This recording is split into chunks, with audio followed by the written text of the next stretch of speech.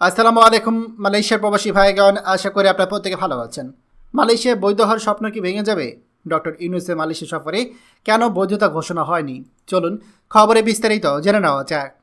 Doctor Mohammad Yunus sir Malaysia সফরে এসে ঘোষণা দিবেন যারা এখন অবৈধভাবে মালয়েশিয়াতে অবস্থান করছে তাদের বৈধ করার সুযোগ দেওয়া হবে।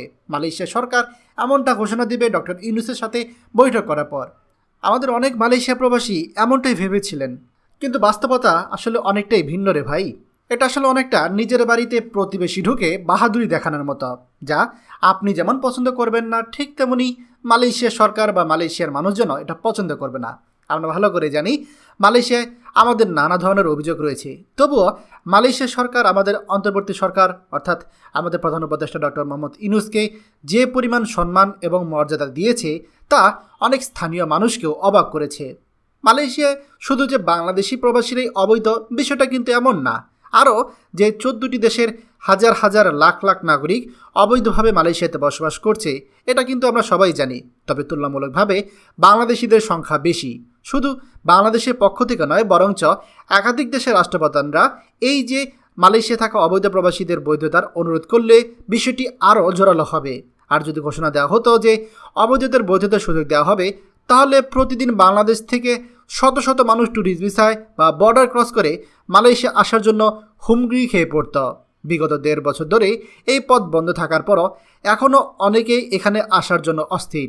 এই তো গত 2 দিন আগেও 96 জন বাংলাদেশিকে বিমানবন্দর থেকে ফেরত পাঠানো হয়েছে। তারা ট্যুরিস্ট ভিসায় মালয়েশিয়া আসার চেষ্টা করছিল। সুতরাং মালয়েশিয়া সরকার হুট করে এমন কোনো সিদ্ধান্ত দিতে পারে না, তাদের সার্বিক পরিস্থিতি বিবেচনা করে সিদ্ধান্ত দিতে হয়। আমাদের প্রধান উপদেষ্টার এই যে 3 দিনের সফর এসেছিলেন, 3 দিনের সফরে তিনি ঘুমের সময় বাদে প্রতিদিনই প্রতিটা মুহূর্ত কারো না কারোর সাথে কর্মসূচিতে অংশগ্রহণ করেছেন। এই তো এক মিটিংয়ে প্রশ্নোত্তর পর্বে অবৈধদের বৈধকরণ বিষয়ে জানতে চাইলে ডক্টর আসিফ নজরুল তিনি জানান, যারা কোম্পানি বস বা মালিকের কারণে অবৈধ হয়েছে তাদের বৈধতার সুযোগ দেওয়ার জন্য তারা ইতিমধ্যেই অনুরোধ করেছে। মালয়েশিয়া সরকারও এই বিষয়ে কিছুটা আগ্রহ দেখিয়েছে। আশা করা যায় দেশে ফিরে তারা বিস্তারিত জানাবেন এই 3 দিনের সফরে কোন কোন বিষয়ে আলোচনা ও সিদ্ধান্ত হয়েছে। একই সাথে জানা যাবে কলিং ভিসা চালু হবে কিনা, এবং শুধুমাত্র যারা আগে গিয়ে আটকা পড়েছিলেন তারাই হয়তো আসতে পারবে প্রাথমিকভাবে, এমনটা কথা শোনা যাচ্ছে। পরিশেষে একটা কথা বলতেই হয়, দয়া করে আপনারা কেউ ধৈর্য হারাবেন না। আমরা অনেক সময় সব কিছু সঙ্গে সঙ্গে পেতে চাই, আর না পেলে সমালোচনা শুরু করি, কিন্তু যুক্তি ও বিবেক দিয়ে ভাবি না। তাই আপনারা একটু ঠান্ডা মাথায় চিন্তা করুন, তাহলে বুঝতে পারবেন যে মালয়েশিয়াতে অবৈধ প্রবাসীরা কেন সাথে সাথে বৈধতা পাচ্ছে না, কী জন্য হয়তো আমাদেরকে আরও কিছুদিন অপেক্ষা করতে হবে।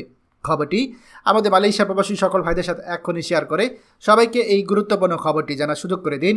আর আপনি যদি আমাদের এই চ্যানেল নতুন হয়ে থাকেন, অবশ্যই আমাদের চ্যানেলটিকে সাবস্ক্রাইব করুন মালয়েশিয়ার সকল গুরুত্বপূর্ণ খবর সবার আগে পাওয়ার জন্য। ধন্যবাদ সবাইকে। আমাদের সকল ভিডিও আপডেট সবার আগে পেতে আমাদের চ্যানেলটিকে সাবস্ক্রাইব করুন। সাবস্ক্রাইব করতে সাবস্ক্রাইব বাটনে ক্লিক করুন এবং বেল আইকনে চাপুন, যাতে আমাদের কোনো নতুন ভিডিও আপনি মিস না করুন।